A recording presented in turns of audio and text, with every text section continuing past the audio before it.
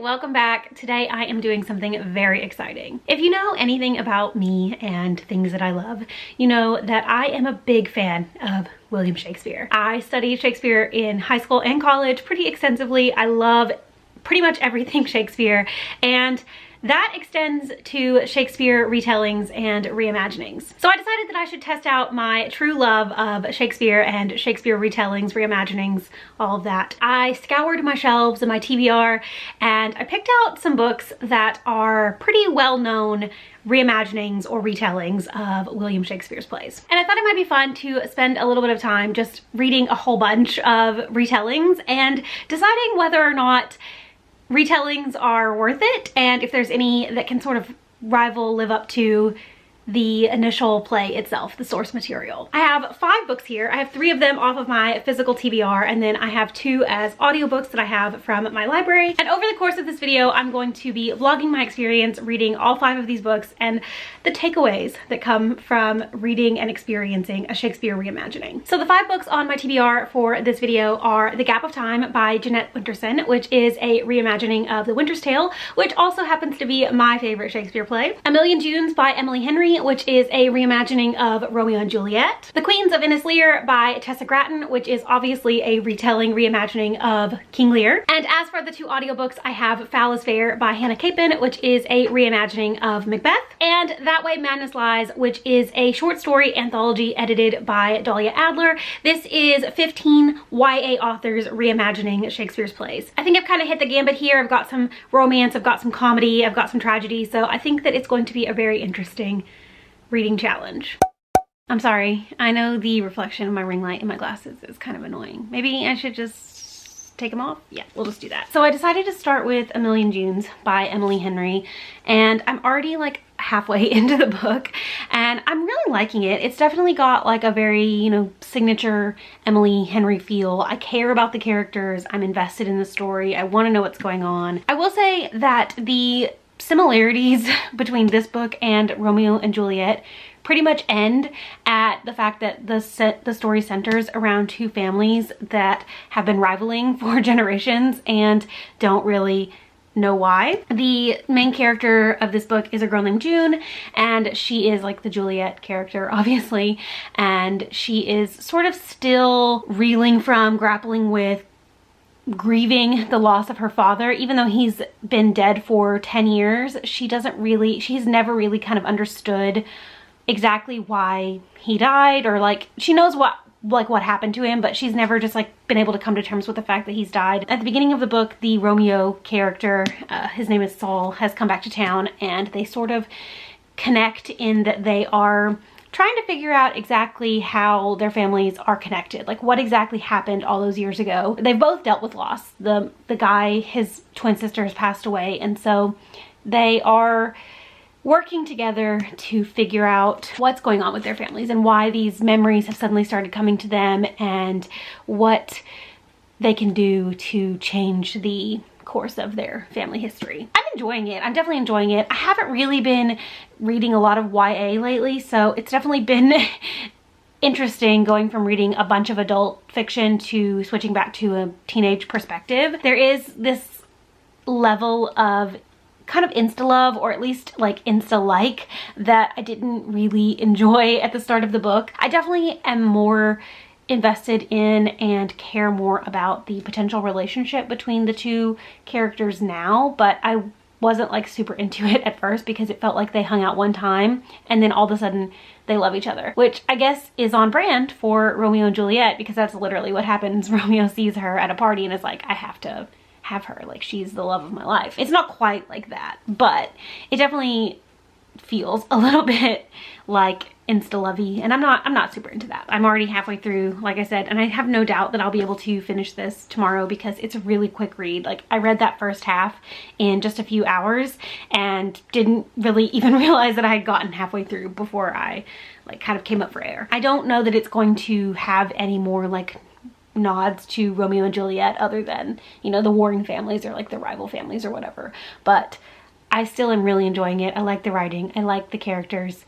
I'm excited to see where the story goes. It is a little bit confusing at the beginning just because you're sort of thrown in with very little context as to what the story actually is. You get introduced very early on to the fact that the main character's house is sort of haunted by these ghosts, and the ghosts are just there, and people know that they're there, but nobody's ever really seen them. The only people that can see them, or the only person that can see them, is the main character. And it just throws you in. There's not a lot of explanation, although the explanation does sort of come down the line. So yeah, I mean, it's good. It's definitely good. It's not going to be like a new all-time favorite or anything, but I'm enjoying it. It's really nice to read something else by Emily Henry, because I've only read her adult contemporary romances. I'm definitely not hating it. I'm thinking probably like a 4-star read at this point, so we'll see as the book goes on. And like I said, I'm gonna finish it tomorrow, so I will give you kind of like a full wrap-up thought when I'm done. Let's hope all of that was in focus. Sorry for the bad lighting. I'm not turning my ring light on this time because I need to wear my glasses right now, and I don't want the reflection. So we're just gonna deal with the overhead light and hope that it's not horrible. Also, my chair has gotten significantly squeakier in the last like week or so. I'm not really sure what's going on. I guess I need to put some like WD-40 on it or something. Anyway, I did end up finishing today A Million Dunes by Emily Henry, and I was correct in what I said last night, that I didn't really think that there was going to be any more elements of Romeo and Juliet come into play in the story. The central like theme obviously is these two families hating each other, and that's basically where the comparisons between the two stories end. I will say this, and for pretty much every single book that I'm reading for this vlog, I haven't read the original source material in a while. Like, I graduated from college in 2016, and that's the last time I read Shakespeare, you know, studied Shakespeare. So most of the plays that all of the books that I'm reading are sort of inspired by, I haven't read since 2016. So there might be some elements of Romeo and Juliet that do come into play in the story, but I don't really think so. I'm pretty familiar with Romeo and Juliet. Overall, I did really enjoy this though. I love Emily Henry's writing style, and even though this is slightly different than her like adult contemporary romance, there's still like that signature Emily Henry thing about this book. My only real complaint about it, I guess, is that there were just some aspects of the story that I didn't really understand. Like, it felt like there were times where you were kind of getting thrown into what was going on without any real explanation or understanding of the mechanics of that thing. Like these ghosts being on her farm, or these little creatures that show her the memories of her dad and of Saul's sister. I think that I could have done with a little bit more world building, I guess is what I would call it, because I do think that those elements were central to the world and the magic system. It's not fantasy, so it's not, there's not a magic system, but there is magical elements to the story. It's more speculative, not just a straight up contemporary. But overall, I thought this was a really, really great book. I don't know that I would necessarily recommend it for someone who is a huge fan of Romeo and Juliet and is looking for those elements in a book, but I do think it's worth the read. And if you are a fan of Romeo and Juliet and you want something that's even slightly inspired by it, then this is one that you should definitely pick up. So I think my next read is going to be Foul is Fair by Hannah Capin. This is a reimagining of Macbeth. I believe the main character is the Lady Macbeth, and I think it kind of turns the Macbeth story on its head a bit and makes Lady Macbeth a much more significant part of the already significant part that she plays in Macbeth. I only have the audiobook for that one for about like I think 5 days, so I think I'm going to jump into that one next, and I will check in with you when I'm probably about 50% of the way in, or if I have something to say before then I will check in before then. Good morning. So in my previous clip, I mentioned that I was going to start reading Foul is Fair by Hannah Capin, and I was gonna update you at the 50% mark. And then I ended up reading the entirety of it in one sitting last night before I went to bed. It's a hard book to talk about, because I don't know that it's a hard book to talk about because I don't know that I necessarily liked it that much, but I definitely didn't dislike it. This is a retelling of Macbeth, and it is from the perspective of the Lady Macbeth character. And at the beginning of the book, the Lady Macbeth character. Her name is Jade. She is at a party on her 16th birthday, and she is sexually assaulted by a group of guys that go to a local like prep school. And she has a group of a couple of friends, and they sort of decide that they're going to get revenge on these guys and kill them. And the rest of the book is about them enacting their revenge, essentially. And they enlist the help, or she enlists the help of the golden boy, the one guy that's like sort of on the outside of their group. He's not quite like in the group, who is the Macbeth character, obviously. So what I'll say is that if you're looking for a really good retelling or reimagining of a Shakespeare play, then this is probably a great one to pick up, because it pretty much like beat for beat hits a lot of the same points as Macbeth. I did think it was a really good like adaptation. I was really invested in what was going on, and I didn't ever want to stop reading. That's why I like listened to it all in one go last night, because I was so interested in what was happening with the characters, and I wanted to know like what was gonna happen next and how they were gonna pull all this stuff off. It is YA, so there is, you know, like that teenage drama element, but it's more of like a revenge story, whereas, you know, in Macbeth, he pretty much just wants the power, and Lady Macbeth talks him into taking it. It's much more about her like getting revenge for what was done to her. And obviously like her three best friends play the role of the witches. Almost like character for character, there's a matchup, and I enjoyed the fact that it was a really faithful Macbeth reimagining. What I didn't enjoy was the writing style. It was very like short staccato types of sentences. You never really get to know any of the characters on a deeper level other than what their role in this story is, what their mission is. And I almost DNF'd it at like 25% because I was like, I'm really not liking this. But something about it just like kept me reading. I couldn't stop reading. I ended up finishing it, and I probably would give it like 3.5 stars. 3 stars for like the really great storytelling, like the way the story played out was really entertaining, but like -1.5 stars for the writing style, because I didn't like the writing style, and I didn't really particularly love the characters, although I don't think you're supposed to love the characters. I think I would recommend this book, but I would definitely be cautious because there's like a major trigger warning for sexual assault. It's not on page, but it's alluded to a lot throughout the text. Like she's thinking back to that night and thinking about what happened to her. Just be cautious if it sounds like something you might be into, that is an element of the story.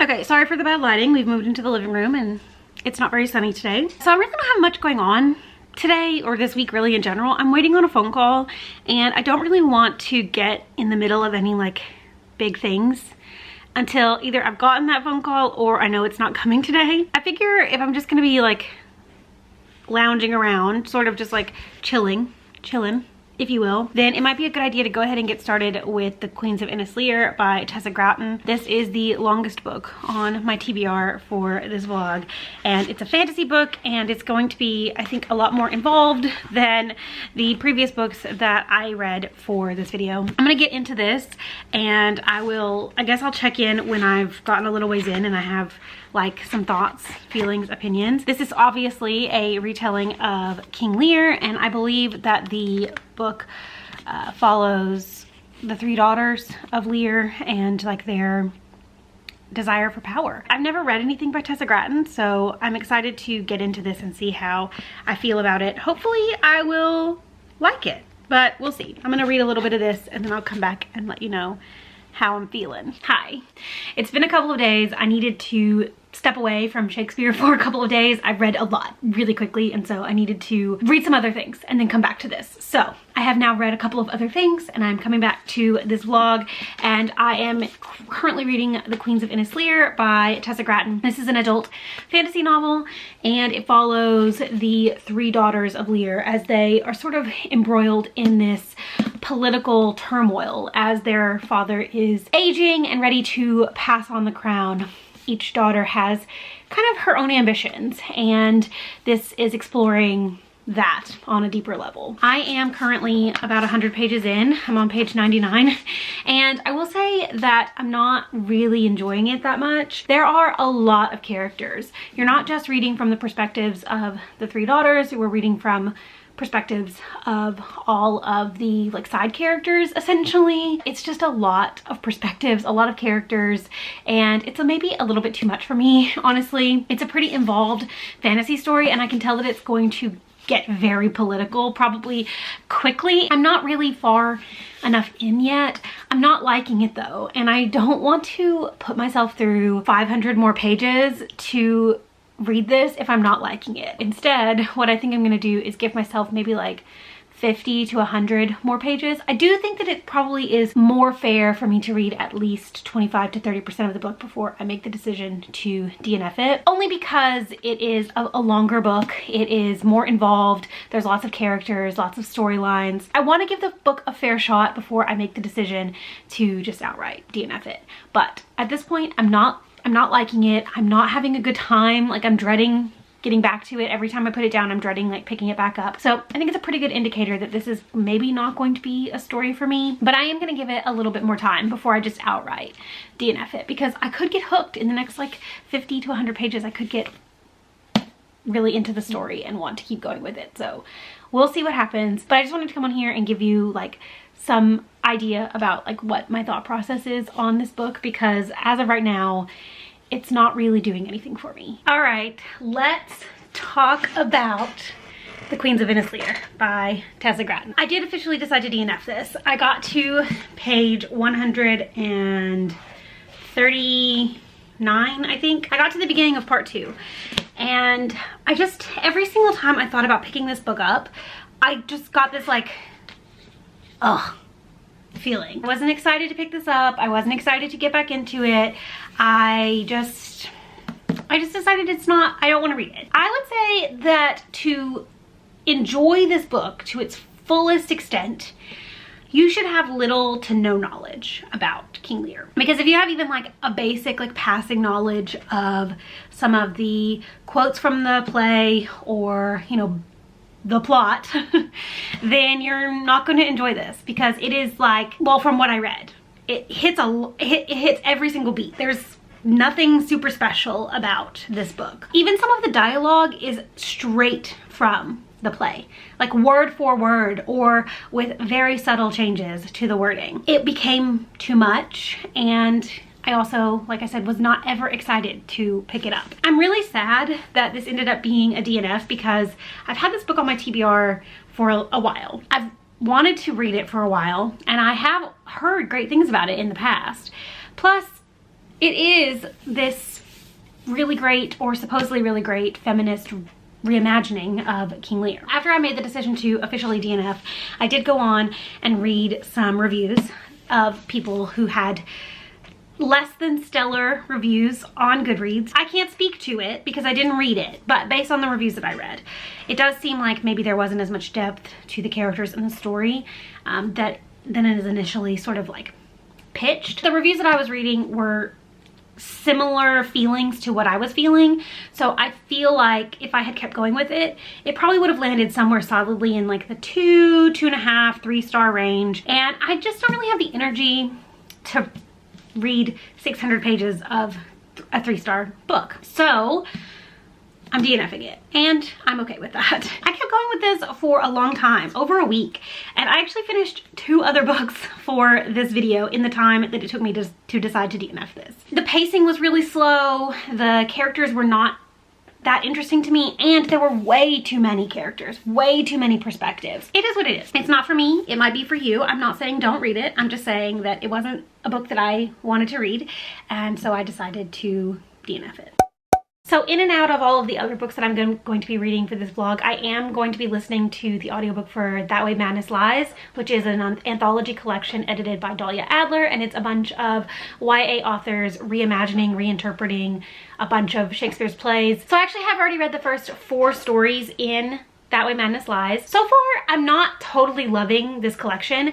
I've said it so many times that I'm not really a big short story person because I always want more from the stories, and I just don't think that like 20 or less pages is enough to develop a lot of these ideas, and I don't know that it's necessarily enough time to reimagine Shakespeare. Personal opinion, I probably put Shakespeare on way too high of a pedestal, and that's totally fine. Like, everybody has their own opinions, and it's all right that we don't agree. Also, it feels so young adult, which obviously it's a young adult story collection, so yes, it's going to feel very young adult. That makes sense, but I just have not been reaching for YA as much lately, and so these very, very YA stories are just making me realize why I'm not a big YA person anymore. But I am going to keep reading it because I only have like 6.5 hours left of the audiobook. I'm thinking I'm gonna do like 4 or 5 stories every day, and that'll get it done in just a couple of days. All right, so I didn't really vlog that much while I was reading the short story collection, That Way Madness Lies, and that's because I wasn't really liking it, and so I sort of just like pushed myself through it and finished the last half of it before I came back to talk to you about it. I actually considered DNFing it multiple times, from about like the 30% mark to the 60% mark, because none of the stories were doing anything for me. But I did end up finishing it last night, and I will say that I'm not necessarily glad that I ended up reading it, because like I said, I wasn't liking it, and I really kind of wish that I'd either not decided to read it or just DNF'd it when I wasn't liking, after I like didn't like 3 or 4 stories in a row. But I will say that the last story in the collection, which is called Lost Girl, and it's by Melissa Bashordoust, I don't know how to say her name, I should have looked that up, was really good. This is the reimagining of The Winter's Tale, which is my favorite Shakespeare play. It really captured the spirit of the play while also adding some nuance and really interesting elements to the story. Other than that, honestly, most of these I could take it or leave it. The only other story that I actually probably really enjoyed, there were 2 others that I really liked. I Bleed by Dahlia Adler, which is a reimagining of The Merchant of Venice. And I think I liked that one so much because I actually haven't read The Merchant of Venice, or I have, but it's been a really long time. So I'm not as familiar with the story, and I feel like I was able to sort of enjoy the story on its own, which isn't the point of the collection, so that's unfortunate. And the other one that I really liked was The Tragedy of Coriolanus, an oral history by Tochi Onyebuchi, which is a reimagining of Coriolanus, which I have never read. I think I was able to really appreciate this story because I wasn't familiar with the source material. Other than that, I pretty much gave everything like 2 or 3 stars. I think my average rating for the whole collection was probably like 3, a little bit more than 3.5 or something. It just wasn't good like I wanted it to be, and I think that it is a combination of me just not really loving YA as much anymore, and then also not really loving short story collections. I did really appreciate that there was a lot of diversity in these stories. I also really appreciated that a lot of the women had much more agency than Shakespeare tends to give them. But overall, this was just okay for me. I did write little mini reviews for every single story in this collection. So once I upload this video, then I will post that on Goodreads and on Storygraph as well, so you can go and see what I thought of each individual story and what I rated each individual story. But yeah, overall, it wasn't a win for me, unfortunately, and that's fine. So I was gonna do a mid-book update while I was reading The Gap of Time by Jeanette Winterson, but I ended up reading this in one sitting, and I never really had anything to say about it, unfortunately. Like I've mentioned in the intro, this is a retelling or a reimagining of The Winter's Tale, which is my favorite Shakespeare play, so I had a lot of really high expectations for this one. Unfortunately, while it is a really great adaptation of The Winter's Tale, it hits all the right beats, it has all the right characters, it definitely makes you feel all the right things. There's nothing special about it, unfortunately. It definitely tries to explore this idea of like time and being able to control our own destiny and fate, but ultimately it did nothing. There was no like nuance to the story, there was no like extra anything to the story. It just was blah. I mean, the writing was fine, the characters were fine, the story was fine, but it's not special.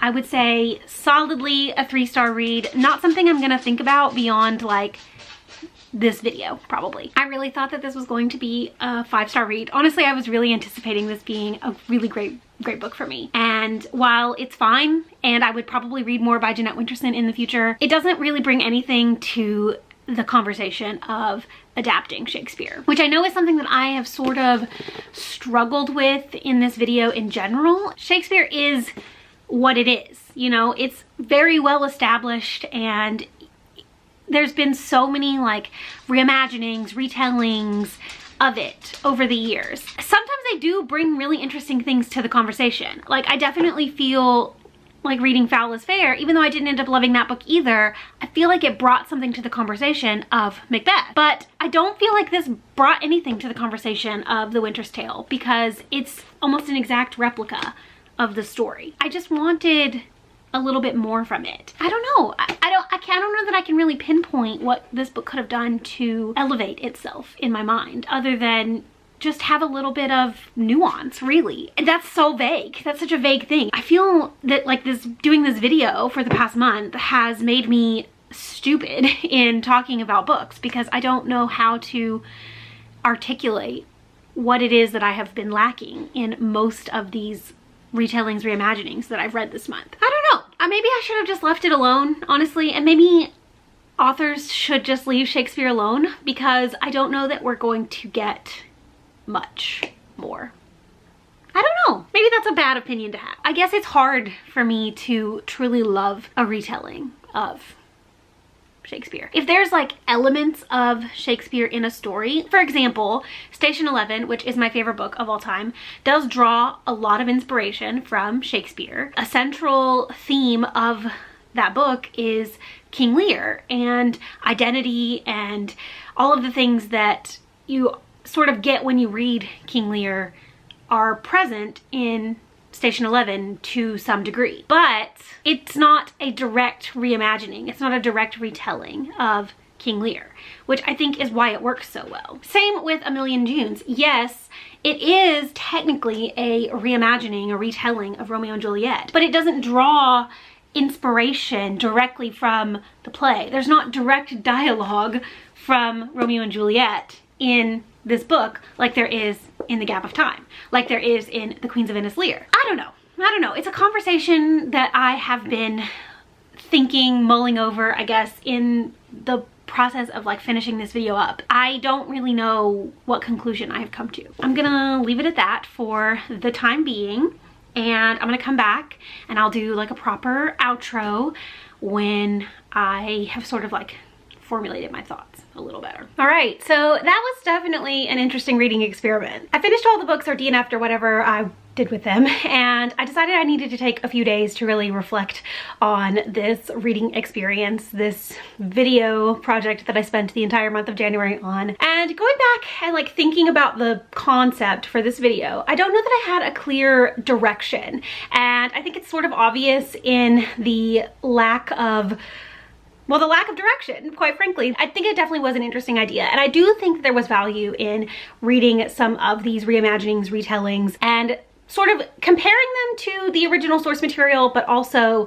just reading them as their own thing and seeing if I enjoyed them versus the original, or just enjoyed them in general. And obviously, as you saw, that was not the case. I don't know if I could call this video a success, because I didn't have any like brand new favorites off of this TBR, and for the most part I actually didn't really enjoy what I read and ended up obviously DNFing one of the 5 books. So I don't know that reading retellings, straight up retellings or reimaginings of Shakespeare's plays is something that I should continue to seek out and do, because I obviously have a very complicated relationship with them, and in most cases they don't live up to it for me. After I finished reading the final book for this video and I was sort of reflecting on the whole thing, and I was thinking about what my problems were with most of these books, I obviously came to the realization that I do like books that have some element of Shakespeare, and I talked a little bit about that earlier on in the video, and I think that that is probably where my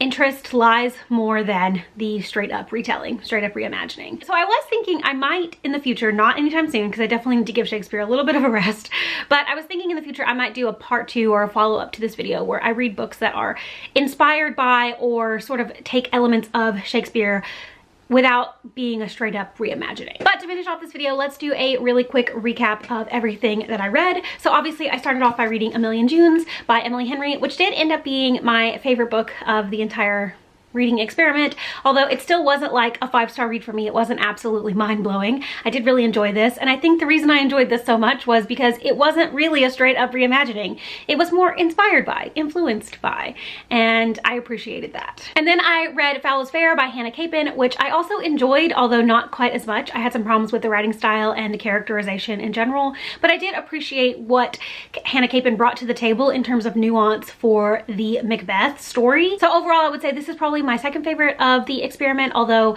still not like mind-blowingly fantastic. Then I DNF'd The Queens of Innis Lear by Tessa Gratton, which just was a big letdown for me considering that I had such high hopes for it and was very excited to read it. It just didn't really do it for me. I found a lot of the storylines boring, too many characters, just too many perspectives, too much going on, so not a win. And then I finished That Way Madness Lies, which is the short story anthology edited by Dahlia Adler. I obviously had a lot of problems with this collection in general, mostly because it is YA, secondly because I don't love short stories, but there were a couple of wins in there, and I'm glad that I read it. Even though I didn't enjoy it as much as I was hoping I would, I am glad that I did give it a go. And then finally, I ended with The Gap of Time by Jeanette Winterson, which I had such high hopes for because, as I said in the intro and several times during the video, my favorite Shakespeare play is The Winter's Tale, but this was just like a carbon copy of The Winter's Tale told in a modern day, and I didn't find anything exciting or nuanced about it, so it ultimately was a pretty forgettable 3-star read. So there you have it. That is my reading books that are retellings of Shakespeare's plays, reading books that are inspired by or just reimagining Shakespeare in general. Obviously mostly an unsuccessful reading experiment, but there were a couple of gems in there that I am glad that I read. Let me know down in the comments if you've read any of the books that I mentioned in this video and what you thought about them. Do you have similar or different opinions to me? I'd really love to know. Also, let me know what some of your favorite Shakespeare reimaginings are, because maybe these are just like outliers and these are just bad, but there are some good ones out there. So let me know what you love and I might consider adding them to my TBR in the future. Thank you so much for watching. I hope you enjoyed this video and I will see you again very soon. Bye!